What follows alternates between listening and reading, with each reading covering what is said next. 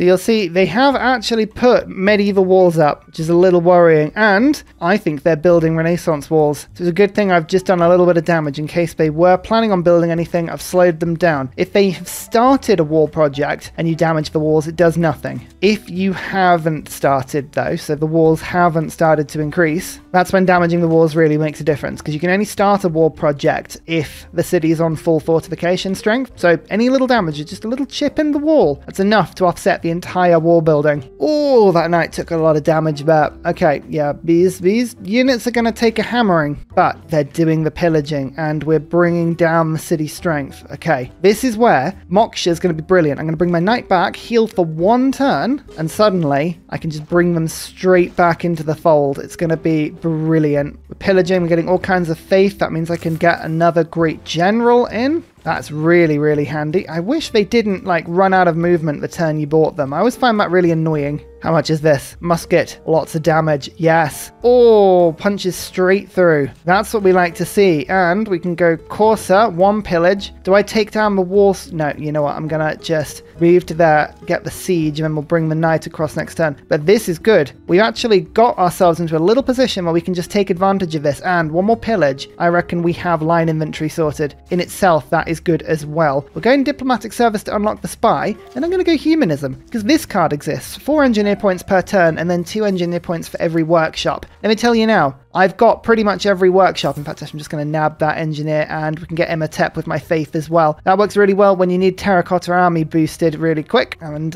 so I do. Are they going to respond? Just ranged attacking in various places. They still have 133 melee strength. It's not big. That's not big. And I've got myself a merchant as well. Increases trade route capacity. Don't mind if I do, as long as I can figure out where on earth that merchant went. Oh, here it is. Okay, that's fine. Perfect. More muskets being produced. Look at these go. And yes, where's my other general? We'll pull you to the front line immediately. There we go. Muskets have got even more strength now. Everyone to the front line. Everyone to the front line. This campus is as broken as it's ever going to be. Let's just cross over with the knight. We can pillage that next turn. You forward. You forward. Musket attack. Do the damage to the city. That is fine. My other units are not going to do as much damage as I would like. Do I push forward and pillage? No. I'm going to do the city by city. I think that's the best way of doing it. And I've now got a second musket at the front line. Oh, momentum's building, everyone. Momentum is building. Babylon? You met them? No, come on. Sumeria and Babylon won't meet each other. What's going on? Come on. Actually, one thing my capital can do fairly quickly is Grandmaster's Chapel. The choice is this. Foreign Ministry means I could levy all of the crossbows from Brussels and they'd have +4 combat strength. Intelligence Agency gives me the spy for 3, which would mean that I could then get +3 combat strength with Babylon. And Grandmaster's Chapel means I can use my faith to buy units. Trust me, that one's really good. Oh, the musket takes a bit of damage, but you know what? It's fine. Diplomatic service means I can now unlock a spy. And now I've got Tortoise, which means the ranged attacks will do even less against me. Knight, heal, knight, heal. They'll both heal in 1 turn next turn round, which is good. I didn't kill this barb camp, and I am regretting that now, but I'll be honest, there are probably other priorities right now. Oh, look at that. Wow. Oh, if my units were just a little stronger, we would absolutely be pillaging this right now. Okay, they're still attacking that 1 musket. Honestly, that doesn't matter. Bam! Did you see that? 96 healing in 1 turn. The knight is back and ready to go immediately. But let's just quickly get that kill. The first city is mine. Excellent. Excellent, excellent, excellent. We just need to move on quickly. I say we just go straight to Babylon. Medieval walls have started there. I don't know if Renaissance walls are being built, but I don't want to take that risk. We're going to go and attack Babylon. Now, where do the walls of Babylon end? Babylon owns the industrial zone, but not the mine. Okay, cool. Right, well, we need to sort of run in this direction then. I want to avoid Mari where possible. If I can avoid being hit by its ranged attacks, I will cross the river as soon as I can, get the coursers around the other side, enable ourselves to get as quick onto the siege as we can. And this courser, I mean, it's 270 gold. I was wondering whether or not I should wait for the upgrade card, but I think I'm just going to run with it. I'm also going to use my old redundant general. war weariness reduction by 25%. That's really useful. We'll definitely get good use out of that because we're going to be doing a lot of warring. Well, that's line inventory. Excellent stuff. I'm going to industrialize now. It's always the best thing to do with Germany. It's really good to get back quick. Although, actually, no, saying that, I'm going to go bombards first, and that unlocks field cannons afterwards and cuirassiers. Let's just keep on the strengths, you know? Our army is our strength. Let's keep it up to date and modernized. I have a single ranger. I can see one ranger. Keep an eye on that. Terracotta army. Every single one of my units gets a 3 promotion. That's a lot more urban attackers with my melee units. That's what I'm looking for, the 10 extra strength when attacking cities. Oh, I love Terracotta army. If I had a spy, that would be good as well because they'd level up, but alas, I do not. Aid request, no. You know what, I don't think anyone's going to vote for me on that one anymore. I tried my luck, but it's not going to happen. All the pillaging. All of it. Pillaging, yes, is the answer to everything. Can we pillage? Yes. Should we pillage? Absolutely. Military emergency. There's a chance Australia will go in on this. Yep, they did. Okay, so I lose a little bit of gold per turn, but honestly, worse things have happened. And I just gained a city from loyalty. The remaining Cree city. We don't know who Cree are, though. People keep talking about Cree, but they just mean another form of German, right? Okay, we're going to unlock a little bit earlier than I expected because I want professional army in. Now, useful little fact for you here. Difference between feudal contract and chivalry. Chivalry, which is the cavalry card, works on industrial era units. Feudal contract does not. That expires at Renaissance. So you can build cavalry with chivalry, but you can't build line infantry with feudal contract, even though they are exactly the same tech that unlocks them both. Just fun little fact for you there. Factoids with Ursa. Do. Okay, let's undertake another spot of pillage. It's our favourite. Is that Patala Palace? Oh, it is. Better government choices for me. That's wonderful. 1 attack with a musket, 2 attacks with a musket. There we go. That's helping as well. And just going to quickly cheekily buy that tile. Just going to move my knight in briefly so that I can go bam. Line infantry. That'll appear in a second, doing some fearsome damage to Babylon. Babylon just built something because they just got to 69 strength in their city. That's a little bit higher than it was before.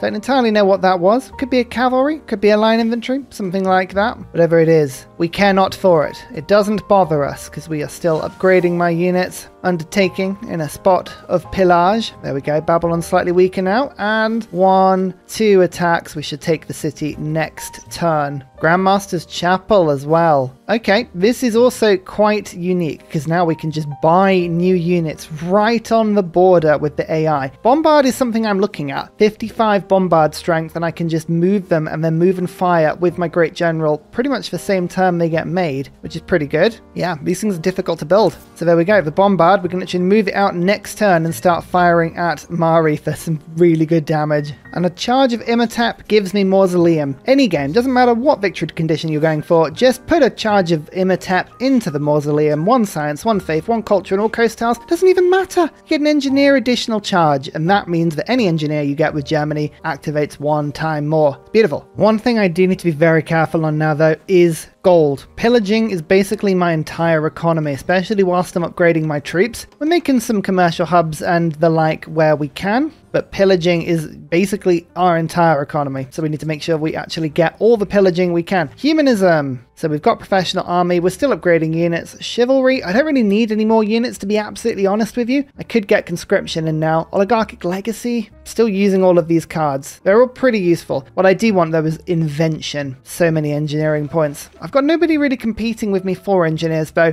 Yeah, we won't do that. That card is one of those cards that you put in because it's really fun. You don't need it. At all. All of my faith is now going in towards army, so I'm going to go reform the coinage. Any trade routes that I can do now, well, they should be a little bit better. Gilgamesh still wants to be my friend. I like that. Still hasn't met Babylon, which is a bit annoying. I don't know whether or not just to rush in because, like, honestly, their capital is totally undefended. So I might just leave the alliance with Gilgamesh, at least until I know they've met Babylon. At that point, it makes more sense. But what I will quickly do, this is what I mean about pillaging. That's like 5 or 6 turns worth of gold that my empire needs to survive. So the pillaging economy is glorious. It is good. It is truth. We've unlocked cuirassiers. We've unlocked field cannons. The next upgrade for anything like that would be steel. That is artillery, but I need oil for that. Infantry, I'd need oil as well. Tank, I need oil. There's a lot of oil-based things, so let's industrialize. Let's just do that. We'll start attacking Mari as well. It's my first of, hopefully, many bombards. Babylon, we've pretty much raised to the floor by now, so there we go. Line infantry in. We take the city. Spread our religion a little bit more, if that was something we needed to worry about. Hint, it's not. We've got quite a few units on this side. 2 bombards, which hopefully are going to do plenty of damage to Mari. More troops on the way to back this offensive up. So what I'm going to do is move the rest of my army, and we're going to go west. It was a cuirassier they bought. I knew they bought something. I just couldn't quite tell what it was they had bought. 1 attack, 2 attack. Okay. Mari's taking some significant damage now, which is good. There's buttress and cartography as well on the way. Every faith pillage gives us a load of extra faith that we can use to pray units in, which is exactly what we want to be doing. I'm going to start doing damage to the city now. If anything, this is a really good way of leveling up your units. They get a huge amount of experience from that. I had another couple of uses of Imhoteps. In my capital, I've picked up the Apadana. This gives me 2 envoys. It means I can start grinding envoys to steal city-states from people that I am at war with. As Germany, I have an option. Either I kill the city-state or I take it over with envoys. You've got the industry to do both. Bologna is a great example. This city-state is stopping me from attacking the southern flank. I don't want that. I'm going to steal that from you, Babylon.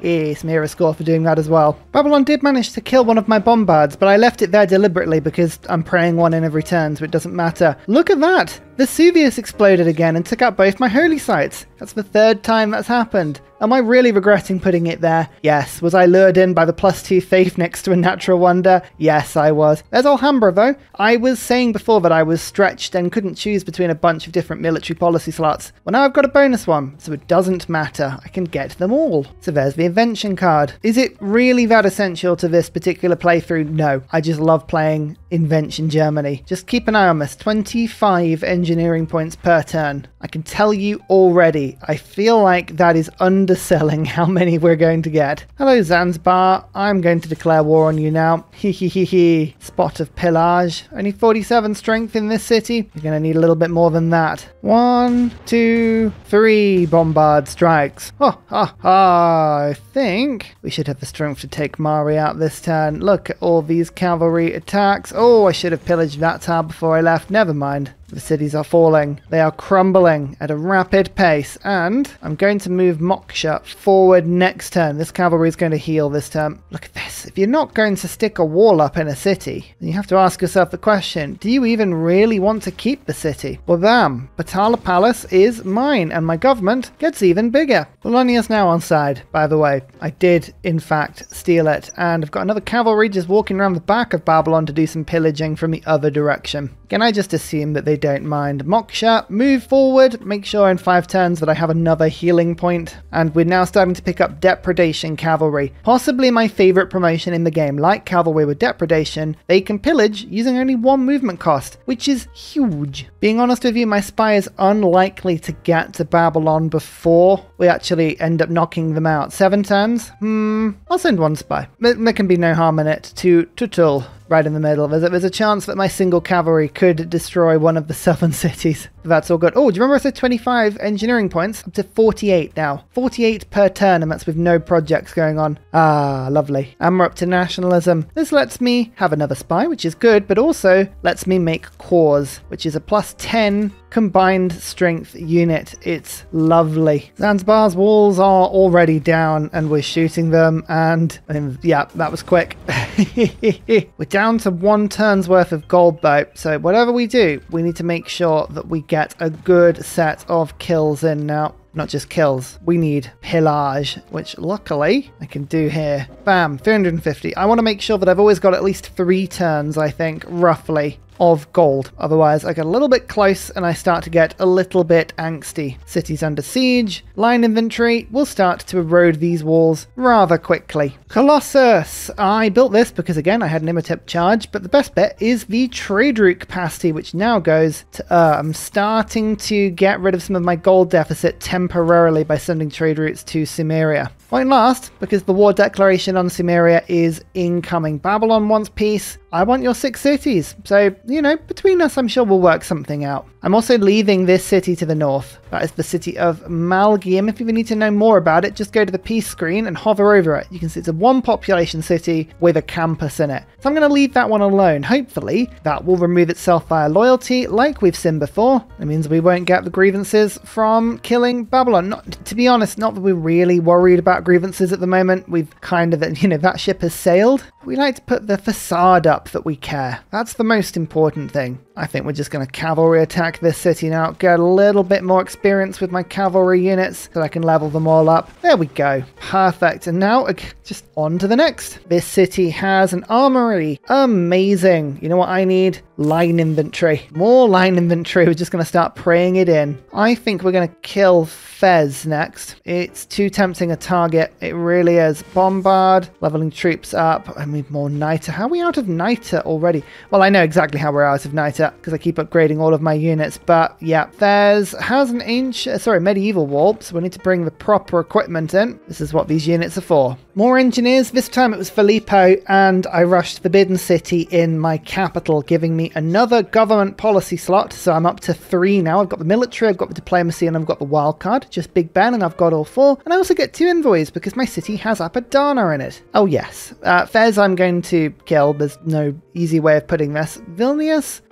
I'll probably end up killing that city-state as well. So I'll hang on to these envoys for now. They'll come in handy in a second. I don't need chivalry anymore. I'll be honest with you. I'm praying in everything. That's all I need. So I'm gonna, to that extent, switch from campus to liberalism. That gives me 22 amenities across my empire, which is lovely. Get some scripture, faith in, and we're gonna go for the movement. Oh no, we don't have movement yet. We haven't got logistics. Interesting. I thought we had that. Conscription will do. That will fix a little bit of the economic problem now as well. Only minus 13. Oh, we're practically buoyant. What were we even worried about? I don't even know. Into Fez we go. This actually might spread my religion a little bit when I take the city, so that's handy. Let's just move in. We'll start taking the aqueduct. Very easy to siege Fez. Only 3 tiles that aren't volcanoes or mountains, so I don't think we're going to have too much of a problem here. Machu Picchu, to be honest with you, it was a wonder that I very rarely build. So I saw it and went, oh, am I going to build it? Should be good. Oh, I love it when you see a geothermal fissure with 2 campuses around it. That was a good set of placements. Beautiful wonder. Oh, Gilgamesh. My troops are merely passing by. And when I say passing by, I mean passing through your empire very quickly. Let's knock on the door of this encampment, which I think is going to be quite tough to go through. So I'm going to wait until my siege equipment probably gets hit. Keep on pillaging. Whenever times feel a little tough, just pillage. Babylon are desperate for peace. They really are. But it's not going to happen. I'm having way too much fun. Let's get this to this tile. We can hit with our beautiful bombard, get the siege equipment properly sorted, and 2 attacks onto the encampment, take it over, and we're in on Fez. City is already sieged as well. Amazing. I'm praying in cavalry behind the scenes as well, just because they're so fast as units. I can run them in to Sumeria before they can really get walls up. A bit like I'm doing to Babylon right now. They're really trying to stop my cavalry from just running around the back of all their cities and killing them, but they can't. Plus, Moksha's now in place. All of my units on the back lines are going to heal in 1 turn, which is relatively amusing. 1, 2, and we can go 1 attack, 2 attack with the line infantry, Kurosawa, and cavalry, take city, done. Move on to next one. Nationalism, oh, we're so close to being boosted. Don't forget as well, the whole thing about playing Germany in a game like this. We're really good against city-states. Really, really good against city-states. This is my urban specialist that's getting 10 from Crusade, 4 from Oligarchy, 7 from German ability, 10 from my promotion, attacking with 72 strength, and we get the honor of doing that twice with the movement. Don't quite do that this turn, but I mean, come on, we're pretty close to just running over Fez. Well, that's a few great people. Look at that. We've got a general, we've got an engineer, and we've got a scientist. I'm also just about to run out of gold, which isn't great. I was going to declare war on Sumeria this turn, but I probably better wait on that one. Also, no one minds if I lie at this point. Like, I've gone to war with the world. The fact that we've promised Cimmeria we're not attacking them, it is inconsequential to say the least. Economics and chemistry boosted with that scientist, by the way. Almost up to industrialization. We're catching up with Babylon on tech. Yes, we have actually pillaged our way through. It's a good thing about somebody who makes so many campuses. Feels really scary, and their army is, you know, traditionally very strong. But all that ends up happening is you end up then pillaging all of that strength. So you kind of come through, and in the end it's really good for you. There's nationalism, by the way. We can make ourselves some very useful cores. Best thing to do is to mix the promoted units with the non-promoted units. So for instance, this line inventory has 4 promotions. Now it's a core with 6 promotions. Okay, that's pretty good. Okie dokie. Industrialization. We are going to go bankrupt next turn. So whatever we do, we've got to do some pillaging. Some very hardcore pillaging. It's okay. It's what we were ready for. It's what we've been trained to do. Fez is down. I now have a man-at-arms corps with a lot of promotions on it. And sorry, Gilgamesh. I'm sorry. I know you're fun-loving, but we're going to declare war on you. I'm now on minus 100. Oh, pillaging is absolutely necessary this turn. Well, at the very least, that's the encampment broken. We are in on their first city, and I'm sat on an aqueduct. Can't pillage it this turn, but I am sat on it. Increases trade route capacity by 1. I kept the feeling that's not going to be enough. Well, hey, my spy did get here in time. I knew they could. Will you give me a peace deal with that city in it? No. But they're not even really going to give me that much gold, to be honest with you. Make a listening post either way, and we'll start firing on this city. 1, 2, that city's taken. Ridiculously, in all of this land, there is nothing to pillage. We are going to go bankrupt next turn unless we are absolutely certain that doesn't have to happen. What I'm going to do, I very rarely do this, is I'm actually going to go through all of my cities and put them all on gold focus. Let's see how much of a difference this makes. I don't tend to do this because often it works some really naff tiles, especially coastal tiles. It's like, oh yeah, that 1 food gold tile, that's really good to work, and you're sort of thinking, sure about that. We went to minus 46. We got about 50 of it back. That's not too bad, you know. I can move through Kabul, and this city is useless to me. So I'm going to make peace with Babylon and take their gold. There you go. That will avoid me bankrupting. I'll have to immediately go open borders with them, though, and they're going to want some of that gold back. I'll offer you some luxuries, but I'm going to want your gold per turn back. Oh, no. It's a terrible deal. Fine, 50 of the gold. I'll give it to you, but I need your open borders so I can get my units through. And now my units head down south to Australia, where it's pillage o'clock. The Cimmerian army has met me in open combat, but it's all knights, and I have field cannons. I'll be honest, this fight could go quite well for me. I'm still shredding their cities to bits. That's at least 1 kill there. 2nd kill there. We'll get my cavalry to do the pillage. Oh my goodness, there we go. We made it. We've made it. We have gold. Let's spend it immediately. No, don't do that, Asa. Don't do that. Come on, let's get more gold in. Triangular trade. I'm going to get a lot more gold routes very soon. Invention, I no longer don't need that one anymore. Yep, there you go. That should solve my gold problem. Minus 12. Almost solves my gold problem. This line inventory is too tempting, though, so we're definitely attacking with that. 1 attack, 2 attacks, bam! City is mine. We can start getting some of my gold back now by re-upping my trade routes to Brussels. Feels like a really naff route, that one. Oh, look, there we go. Now we've got other city-states that we can trade with that are pretty good as well. Oh, Kabul, if you weren't so useful, you would be getting killed right now. This is the most annoying location that you could have popped yourself into. What does the Cimmerian unique improvement give again? Is it gold? Oh, 400 gold. That's a good thing to have, really, isn't it? 1 and can't quite attack this turn, but that's pretty effective. Shoot once, shoot twice, move in, move you to there, shoot a 3rd time, take the city. At this point, pillaging is really useful, but momentum dictates that I just keep going. Whilst I can attack and the AI can't do anything about it, I might as well just keep going. And these city-state trade routes, they're good. 13 gold each. That's more than my entire economy at some points. Adelaide is also being ripped apart by cavalry, which are just having fun right now. Absolutely having fun. Just keep praying them in. We've now made our way across the river through Kabul. Go take Geelong. Geelong? The usual one always pops up, isn't it? I've always thought this to be slightly weird. I can build a shipyard in a harbour, but I haven't unlocked the tech for harbour, so I can't put a lighthouse in it. But it's luckily that the harbour and the lighthouse was left to me, and my nation's industrious enough to go, ooh, I think we can improve on this. We could definitely put a yard that makes ships, but the lighthouse and the actual harbour? I don't know. Who knows what that's all about?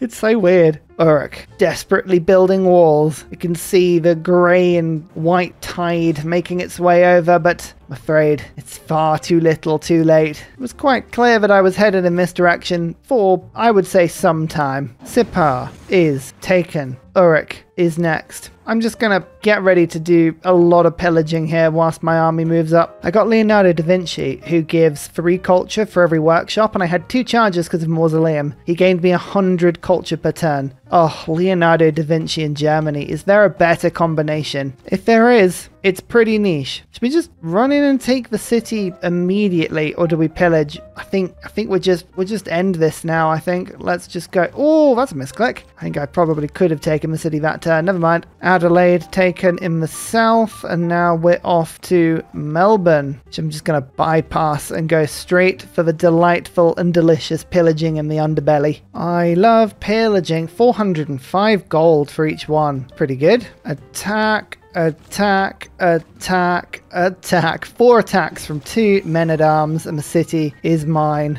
Great Barrier Reef. Ah, it's a map with Australia on it, and they don't have Great Barrier Reef. What is going on? Another Australian city taken. We are now on to Vilnius, which is relatively interesting. I think I will take that city-state. It's too useful for me. Not before I take Brisbane, though. Tell you what, Babylon has done nothing but flood since I've gained it. It is the most useless, brilliant city. It's generating tons of science, but all it's done is repair itself. Can I give it back? Is that an option? Can we just say, we tried, but it's just not working out for either of us? 1 attack to Earth, 2 attacks to Earth. That's what happens when a line infantry corps just wanders through lazily. And oh look, now we're right outside Uruk. Siege equipment isn't really even here. It's not at Vilnius yet, but the good thing for us is that our army's just incredibly strong, so I think just swarming the city is absolutely the thing to do here. We'll take that soon, and there's Canberra. Melbourne is taken. Troops are now moving south. We're making it. We're getting there. Vilnius also falls. 1 attack on Uruk, and then 2 attacks on Uruk, and you can see already it's looking pretty frazzled, this city. And there's Samira's capital taken. Just cycling units through, really. And these double promoted urban warfare line infantry, they can kick out so much damage. It's just a lot of fun. Yep, it flooded again. Honestly, it just keeps flooding. It's amazing. There's Canberra. The only problem I did find is I have gone past the point of relevance for siege towers. They're made obsolete by civil engineering, so I totally forget that every time I take the civic, and I always forget to buy a load. So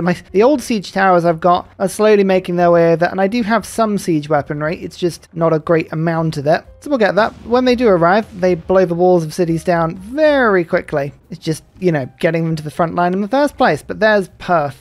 And Hobart, again, without siege weaponry, just the sheer force of all the cavalry that I'm throwing in here is enough. Meanwhile, in Cimmeria, I've taken every city except 1. Yeah, it's been pretty brutal. I've just noticed, Cimmeria's got 1 city, Babylon's got 1 city, Australia's got 2. I own every other city on the map, 50 of them. It's pretty brutal, and it's only turn 148. My little trick, by the way, would now be just to grow the populations around the Babylonian city. That's captured land, we don't mind that. But I can put the squeeze on this city soon. Oh, they already have a penalty because they don't follow they don't follow their own religion, they follow my religion. Flight. Well, if I was really struggling at this point, you know what I'd do? I'd throw some planes in. You know what? I think the only thing that I can really do now is just cavalry attack the walls. These are medieval walls, which are pretty tough. So it's going to take a little while to do this, but I do have a little trick. So I've just made a load of attacks. All my units are fairly safe and happy. I can move a cavalry in and then core like that in order to pull the unit back from the front line. And now I can bring another unit in and attack from the same space. I think this might be Cimmeria out of the game, you know? Yep, it is. What treachery did this to me? What evil? It was me. You failed to rip me apart with your bare hands. It was my bare hands that did it. my soft and supple bare hands. Ha ha ha. Destroyed with the power of hand cream. Shoot the walls down. Shoot the walls down. Well, that's going to be a little bit easier now, don't you think? Don't you think your city walls were as tough as mine? But alas, they were not. My line inventory moves into Canberra, and that's a turn 150 domination. Victory with old Frederick Barbarossa, aka Bad Germany. No, not bad Germany. Better Germany at domination. Not necessarily better at culture, but better at a lot of things. Remember this city-state and that one? Frederick does. They were the beginning of my snowball, and they led me to this. Now, I want to make it clear, I do not think that Ludwig isn't powerful. In fact, I would go so far to say as Ludwig is one of the most powerful leaders in Civ, but people sleep on Frederick to their own detriment. He is amazing. Oh, no one ever uses the +7 for city-states because it's better to take them and be suzerain of them and use all their abilities. If you can get control of them, sure. But by the end of the game, there were only 4 city-states left and they were all my allies because they were like, yes, Frederick will be your friend. It is well worth asserting yourself. Just attack. Attack. Use that military policy slot to get the kill. Use that +7 combat strength to raid the city-state of everything it has. All the mines, all the districts. Take the city. It's yours. It's all about a snowball, and Frederick has one of the best snowballs. We only got Ashoka. Dear oh dear. Buildings constructed, this is why you beat the AI, as is the case with districts constructed as well. So buildings and districts, that's why the humans beat the AI every time. As we can build things, the AI forgets. Cities captured, all of them. Cities founded, 1, 2, 3, 4 cities, and that was 2 stolen settlers at the end. Number of combats, a lot. Culture. Yep, can you see where Da Vinci came in? I told you it was a lot. 2 charges of workshops. Oh, beautiful. Science, fairly competitive all the way through. Gold, yep, that's a lot of pillage. Faith is where I really shone. Now, actually, Cree out-faithed me through a lot of that game, but work ethic and monumentality really did push me through. You attack a city, you pillage it, you take it over, you monumentality some builders in, and you fix it within a couple of turns. Rinse and repeat. Units killed, well over 50. Units lost, ooh, more than I would have liked. 1, 2, 3 whole units all game. Dear oh dear. Religions founded. I got the second one. Someone went for Feed the World. I went for work ethic. I was happy with that. Wonders constructed. Yeah, Germany does engineers. Turns out. The funny thing about this game is that the layout of where the city-states were, with Bologna behind the mountains like this, with Brussels kind of hidden out the way, it took away from what I was trying to show, which is how powerful the early game city-state sweep is with Holy Roman Emperor. It's just so powerful. And the fact that we had Babylon above us, it was both good and bad. It was terrible in the fact that Babylon is one of the hardest civs to defeat in early game combat because of the way they just spam early game science and go through the technology tree so quickly. But it was good later on because it does mean that they have industrial zones and campuses in pretty much every city, which is exactly what they do. And as long as you pillage them, I think I gained about 7 or 8 techs just from going through their first 3 cities alone because they all had universities in. Each pillage was well over a normal turn's worth of tech, and I got about 8 or 9 of them, so it was very powerful. If we'd had someone else on the borders but maybe wasn't so offensively minded, scientifically minded, maybe a culture player, maybe a faith player, we could have easily run over them even more. But 3 cities is all I needed. Make an army, kill the city-state, attack Greece, attack Cree, attack the city-states, attack Sumeria. And all the while, once I've got a snowball, just send the production via Warlord's Throne. Send the gold that you pillage all back to your capital, make a second army, and go again. Oh, Frederick, you may be fighting with a new, younger Ludwig, but you forever will be, in my heart, the Ginger Ninja, with a secret Firaxis sign around his neck. Did they do that on every leader? Or was it just all the old ones, the new, the ones that came with the original game, they did that? There was a Firaxis symbol on all of them, or at least some of them. Probably not all of them. I really hope you enjoyed this more serious and really down-to-earth and instructional series. If you did, maybe leave the video a like, a comment, the series a like, the channel a subscription. We just got to 40,000 subscribers, and that has been mind-blowing. So thank you to everyone who supports the channel, especially to the channel supporters. You really do help us to fight through the randomness of the YouTube algorithm and how it chooses to pay out. So thank you so much for that. Otherwise, I'll see you all in Discord. And what's that in my ear? I hear right now? Is that another series? I think it is. Well, I better run to it. Quickly, come find me in the next video. It's starting momentarily. See you, goodbye. And finally, a very special shout out goes to Glorious Petra, Matthew Wilkinson, Paul Coffey, Portland, Scott Stratton, Major King Kong, Davalek, Skeptical Bear, Alex Noob, Cinnamon Beard, Petra Ryan, Rom88, Radiatore, Private Selection, Genoa Salami, Boyzoro, Callum Billy, Garrett Gowan, Polar Beret, El Truant, Creston, RB Hedged, Mushkin Mandletort, Esri Dax, Deeble Time, Shoelace, Burial, I'm Daft, Gooberman, Clint Hennis, Dr. Bobby, Polar Wallabear, Mixomatosis, NTG Golfman, Victor McPupster, Indignia68. Thank you everyone for your support. See you all in the next video. Goodbye!